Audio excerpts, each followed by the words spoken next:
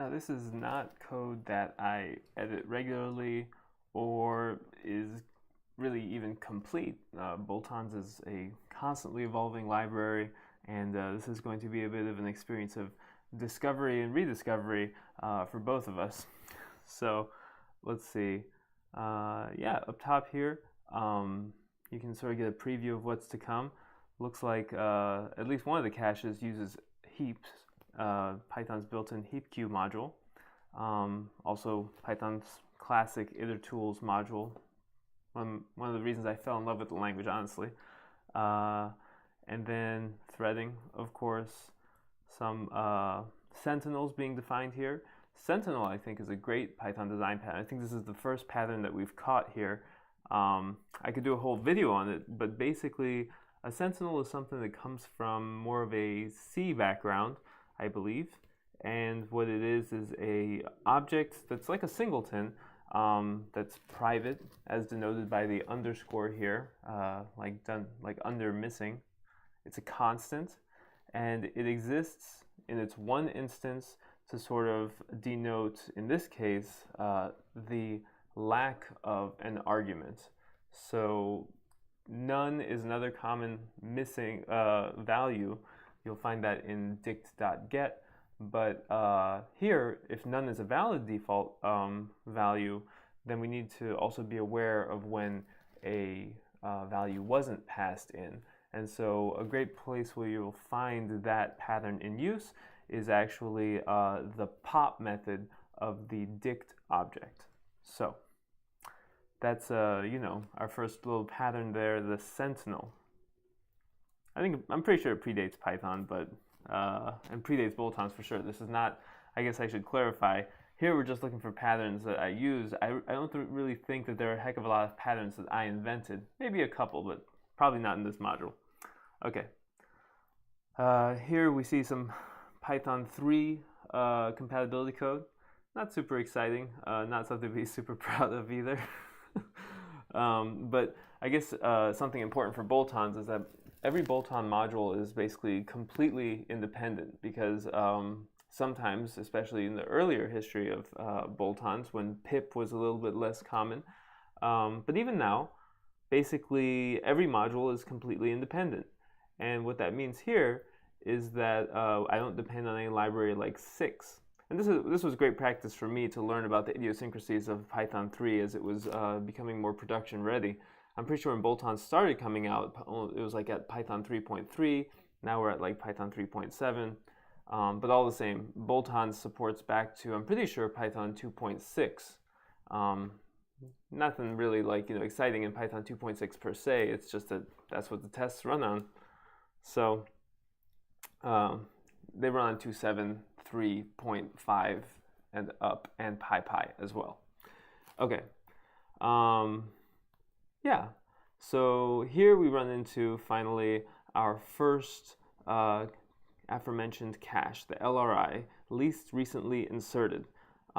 Here I also described it as a size-limited default dict, which is probably still a pretty good way of thinking about it. Basically, it's like a default dict, but once it gets up to a certain size, it starts dropping values, and it drops those values in the order that they were inserted.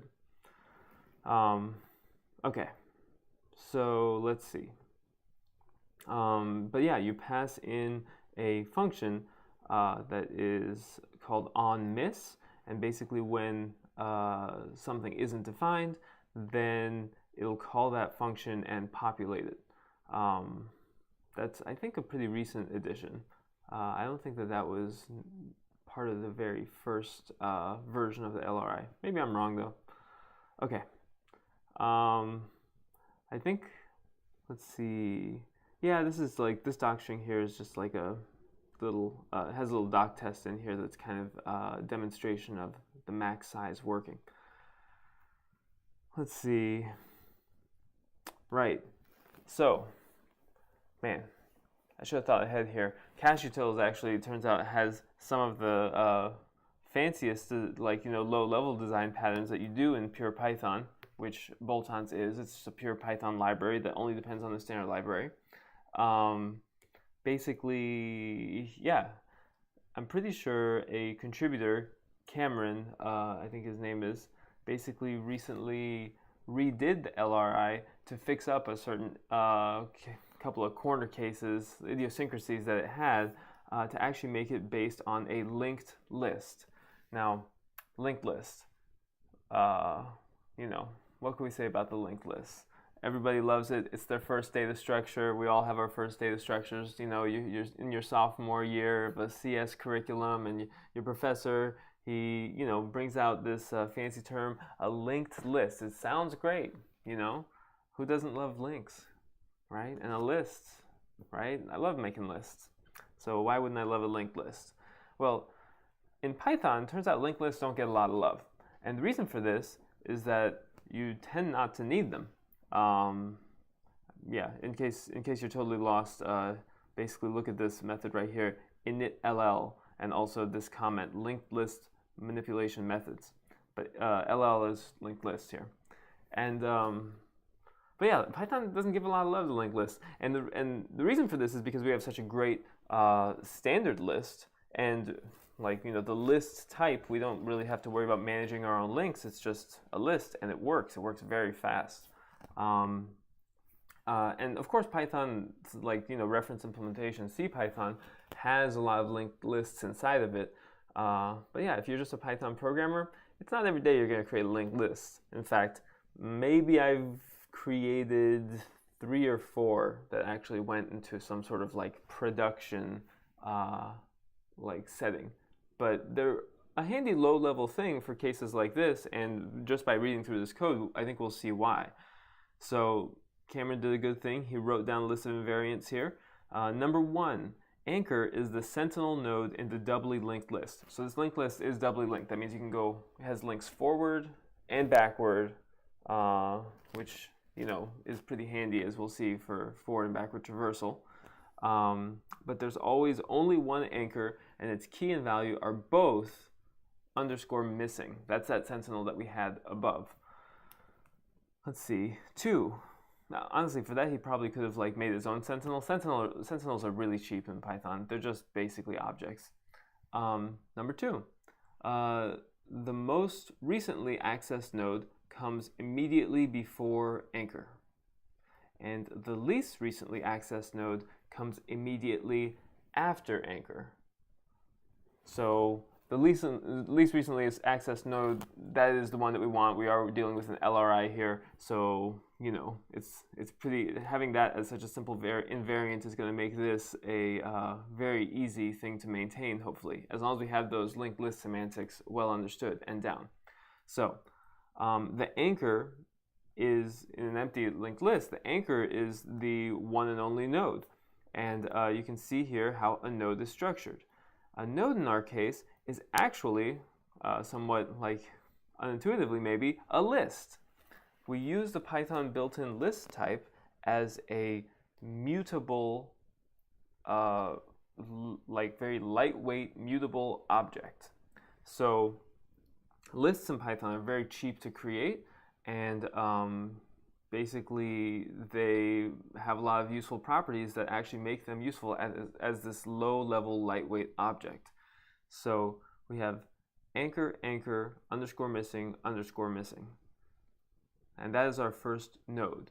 Everything else throughout the rest of this object is going to be sort of messing around with nodes of this format. It's pretty rare to see sort of fixed length lists used in this fashion, but just you'll have to trust me at this point. This is the cheapest way to do it.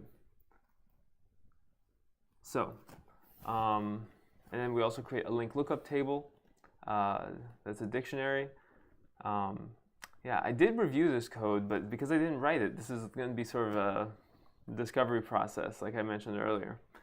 You've got this printll method. I guess this is a handy thing. This is for debugging, Linked lists can be pretty hard to visualize compared to a normal list.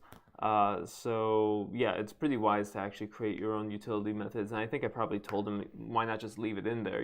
This method's not hurting anyone, and should we have a bug later, it's going to be pretty handy to help debug. And I think that's what this flattened LL is for as well. Yeah, you can see the print LL, actually uses this flattened LL, this flattened LL method right here.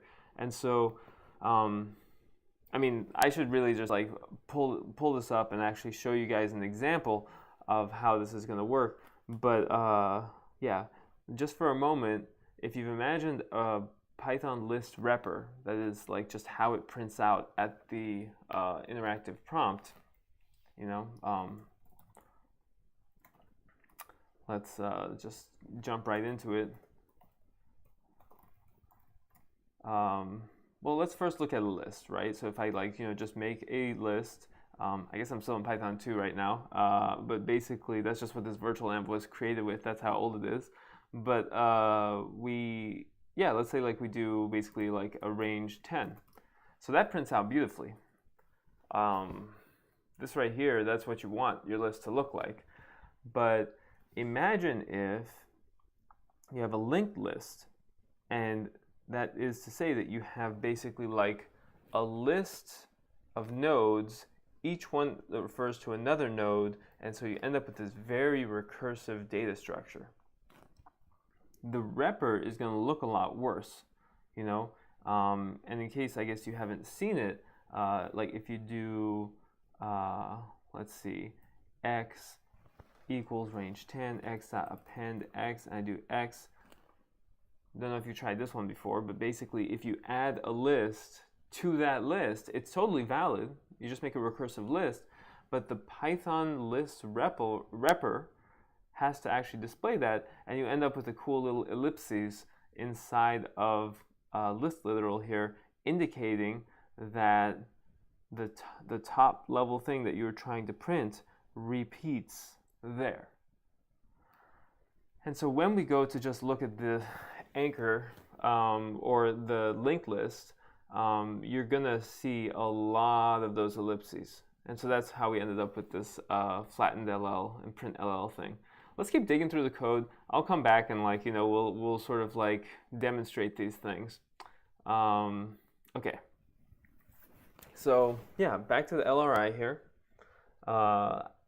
First thing we gotta do is we gotta do get link and move to front of LL. Move it to the front of the linked list.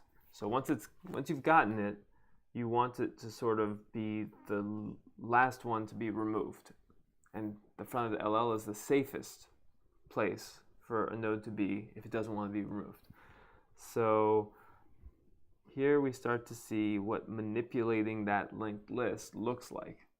So we have these constants, prev and next. These were defined up top. They're not exactly sentinels, but they are just constants that are used. Yeah, they're definitely not sentinels. They're indexes. You see here, they're defined here, prev, next, key, value. These are just handy names instead of saying 0, 1, 2, 3 to refer to each of the spots in this node structure. So here we have anchor is the previous node, anchor is the next node, and then we have missing is the key and missing is the value, right? So if we come back to our get link and move to front of LL, we'll see that first thing we do is we splice out what's going to become the newest link. So that means that, oh man, I could really use a whiteboard here, but basically, yeah, the previous one's next becomes your next, and the next one's previous becomes your previous. That's what these two lines do. And that basically takes you as a node, you are the node being moved to the front of the line, congratulations. It takes this node out and it like sort of holds it there and recompletes the link underneath. That's like sort of the visual that I have for it. Then we take that and basically do the exact same splicing but in reverse at the very front as indicated by where the anchor is. So the new second newest is the anchor's previous, and the basically the second newest next equals anchor prev equals newest. Yeah, there's that splicing back in. and then we have to make the second newest our previous, and now our next is the anchor. So yeah, basically not only do we have like a doubly linked list, I guess a doubly linked list also implies that it's sort of a ring, right? And the anchor is like our one constant in that like infinite sort of circle. All right, so yeah, let's see, set key and add to front of LL. So this is going to create a new link and place it immediately before the anchor. That's fine. Where does this get used? I think this probably gets used a bunch of places where edits happen. Maybe not a bunch, maybe just a couple. But remember, like one of the biggest challenges that comes up several times in boltons, maybe one of the most laborious parts of like keeping consistent with Python's patterns is that I love the dict interface. I love mappings, right? And if you're trying to make something that complies completely with the dict interface, you have a lot of methods you need to override. It's more than just set item. Just giving you a little preview there, right? Like you can't forget about copy, you can't forget about set default, you can't forget about update, there's get, there's del item, there's pop. There's a lot there, but most people are familiar with most of these things because they're muscle memory for an experienced Python programmer. Yeah. So, and if you're not familiar with the dict interface like the back of your own hand, I would definitely recommend like just playing around with it more. Go read about like the Python data model and really familiarize yourself with dicts because they are our world as Python programmers. All right.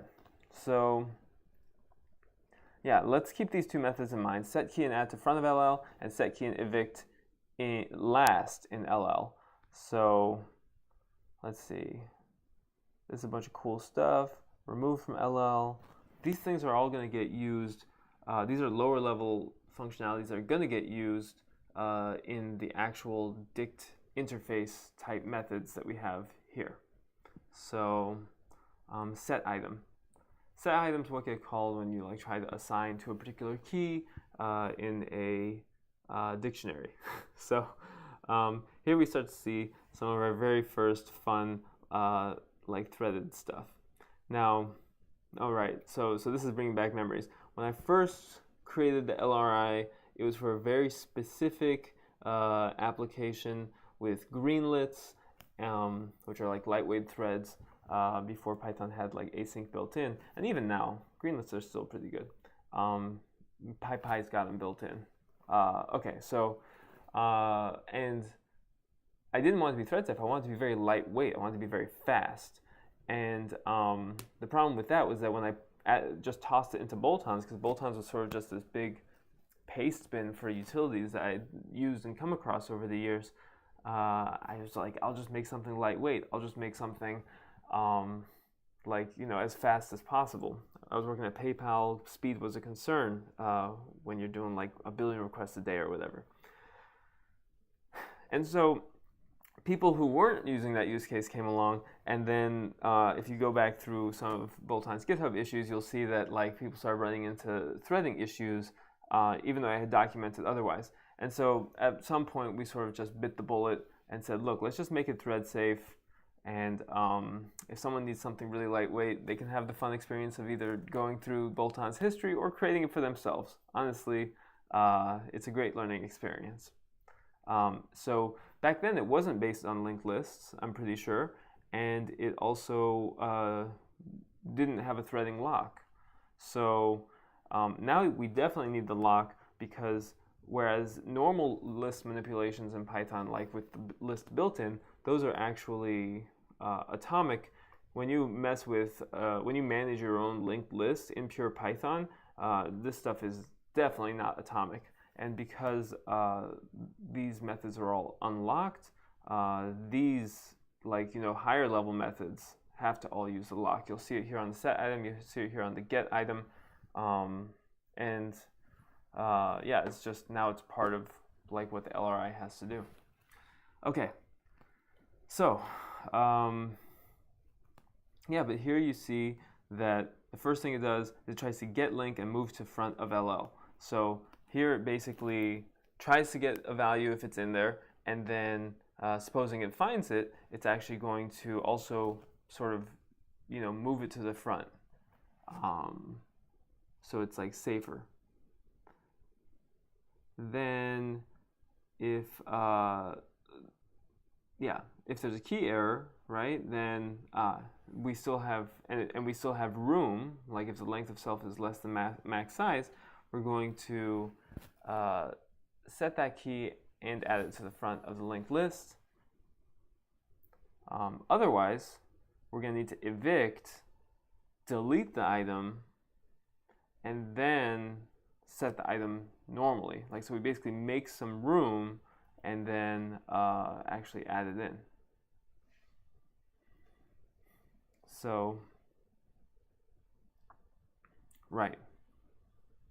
So moving to the front of LL was the right thing to do for an LRI because, this is actually insertion that's happening here. There's no insert method or something like that. It's the set item that is the insertion. And yeah, if it was already there, we basically just update the value and don't move anything around. So that's set item. So get item is basically kind of the same thing.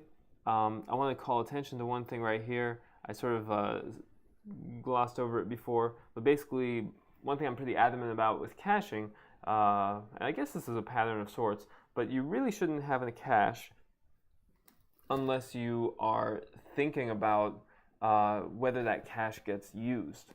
So here it's going to track the miss count for you. When you have a cache, you want to know the hit rate and miss rate and all these things.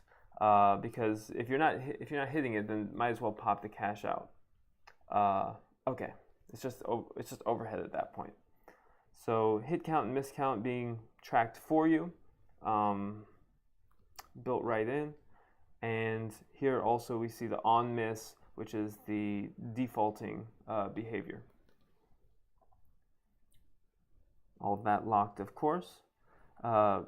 Get, this is an even higher level method because all it does is use get item, and then if there's a key error, we actually track a soft miss count as something different than the miss count because I guess that was an idea I had once. But yeah, miscount and soft miscount, two separate things, just maybe to sort of help you keep track of what your usage was. I think we needed it at one point. It was like a sort of a handy thing to introspect. Probably still is. And it's so cheap. Python, like incrementing integers, it's so cheap. All right. So del item, I don't think any surprises here. Pretty simple.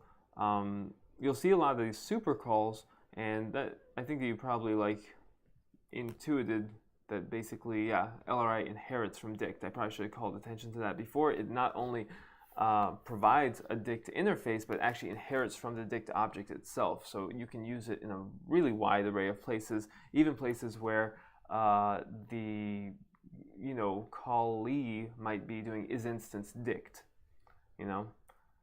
As far as they know, LRI is just another dict.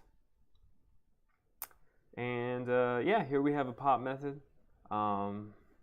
And let's see, it's sort of straddling like high level and low level because it's like locked. The get didn't need a lock because it basically is just doing a get item. And then yeah, we have pop item. Pretty rarely used method in a dictionary. I bet like if you want to sort of stump someone off the bat, like have them guess what pop item does. But in this case, what it does, I'm pretty sure, is just remove a key value pair. I think maybe the most recently inserted one.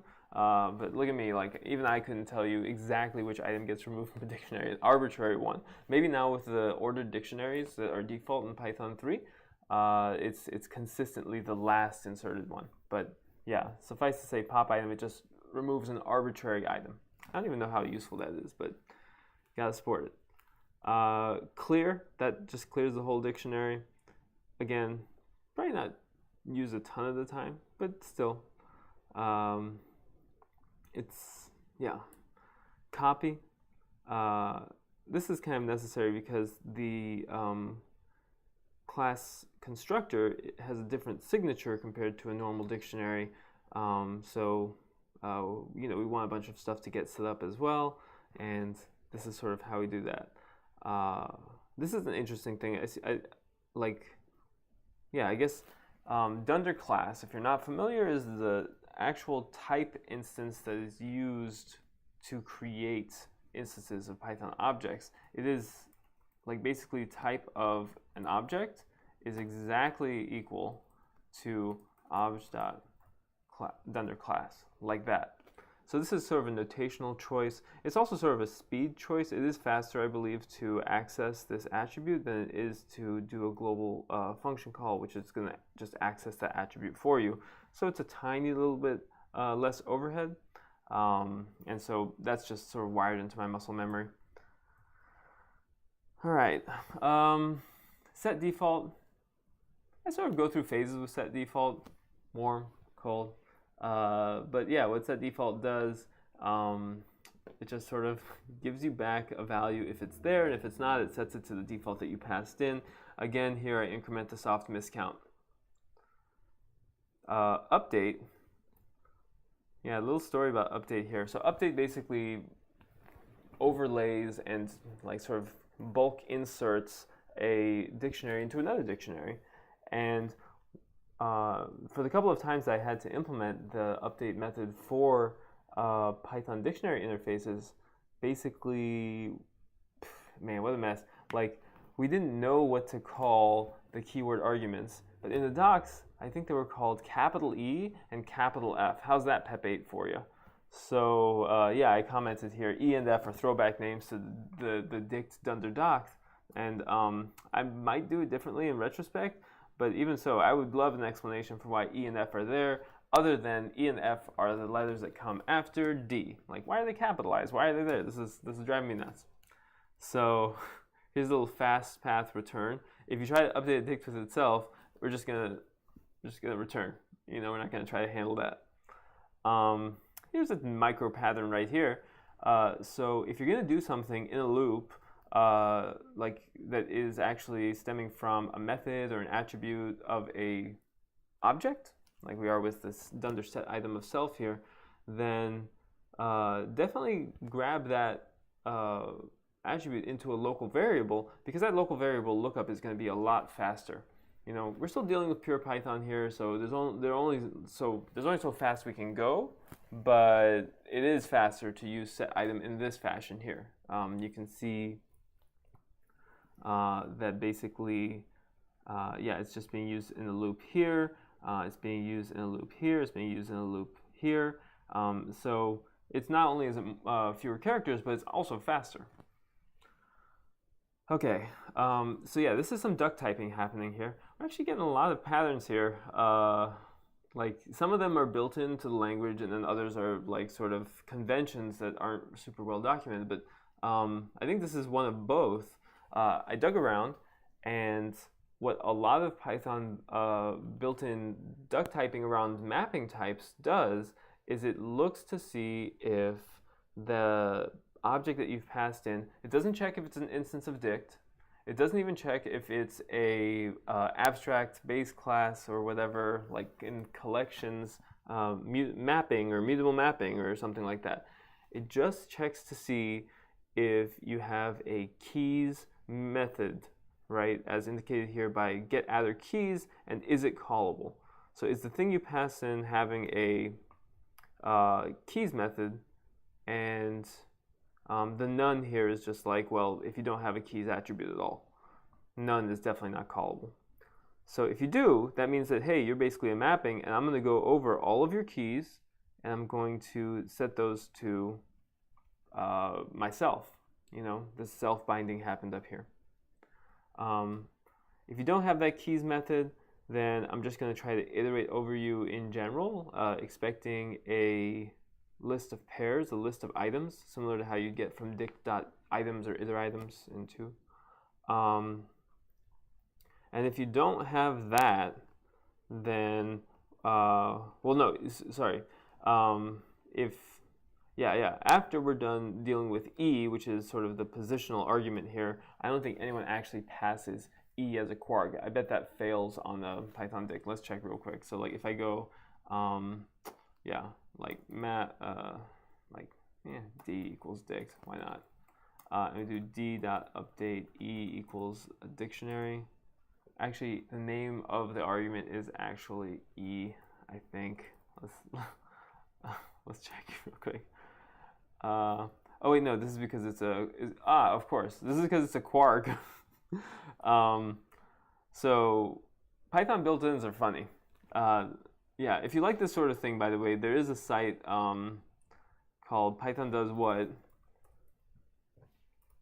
that a coworker and I maintain that is full of all these sorts of oddities. Python's a fractal of oddities, but it's just really well executed. And because it's really well executed, we don't run into them until you start like getting into that intermediate phase of your Python knowledge. So yeah, I guess basically the point is here that the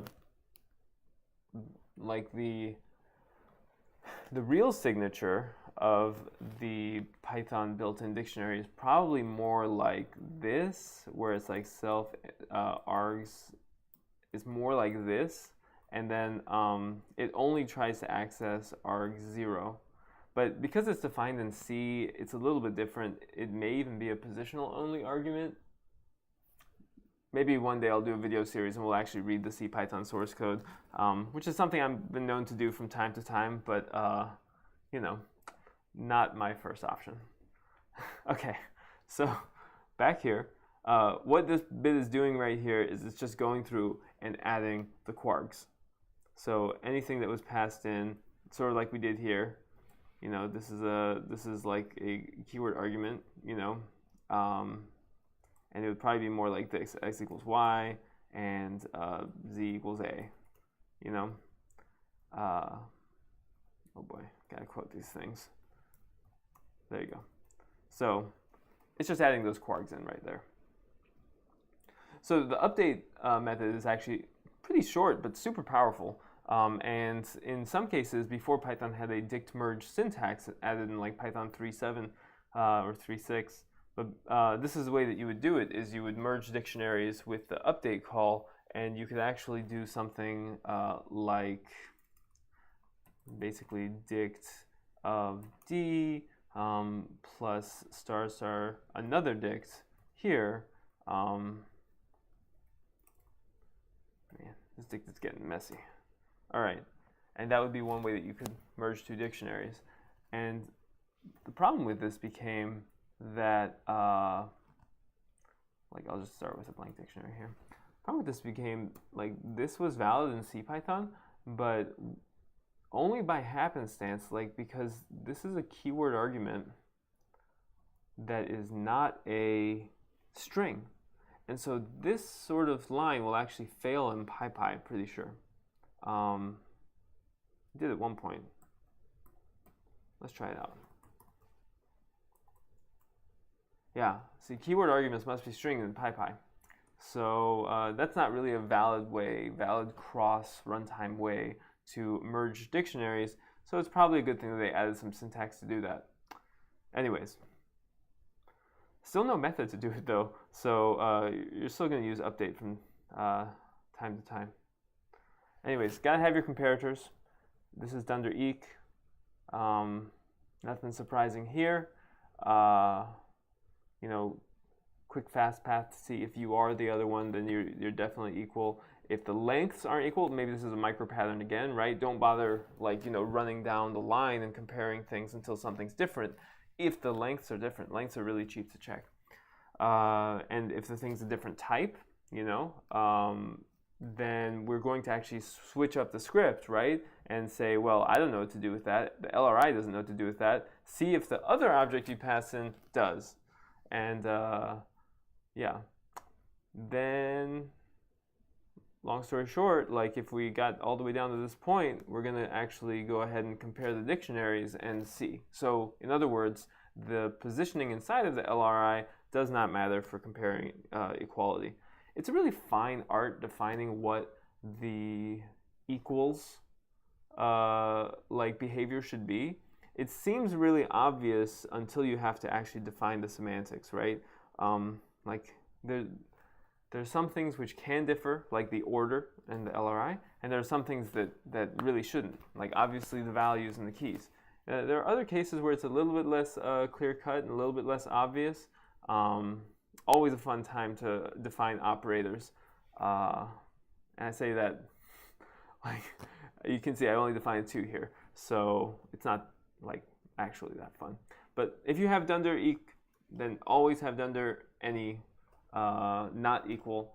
And the easiest way to find that is just the opposite of the other call. And finally, least recently inserted caches do have a repr, a custom repr that sort of represents not just the values over here, but also on miss and like, you know, function if it's defined, and the max size. You know, if you have a cache, you gotta show the max size. Can't just get away with only showing the values. Anyways, so that was actually a little bit longer than I expected, and that's all thanks to the hard work of a contributor who went in and refactored it to actually not be broken.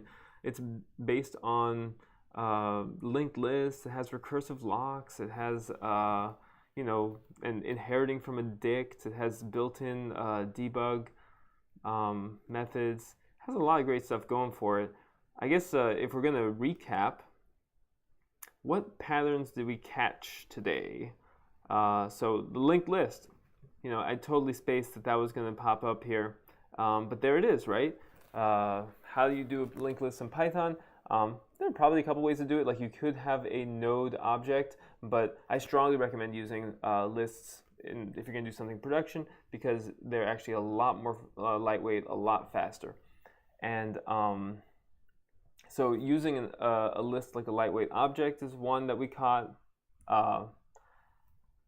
Then we also got making a doubly linked list. You know, you gotta have the previous and the next, and you have to do the splicing in and out. It's also sort of circular, so you have the single anchor. Let's see, other patterns. The Sentinel pattern was the very first one that we looked at.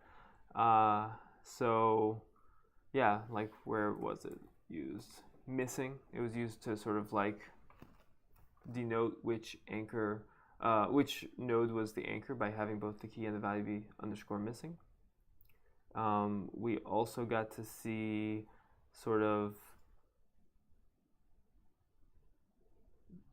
oh boy, I'm getting caught up reading this code that I didn't actually write.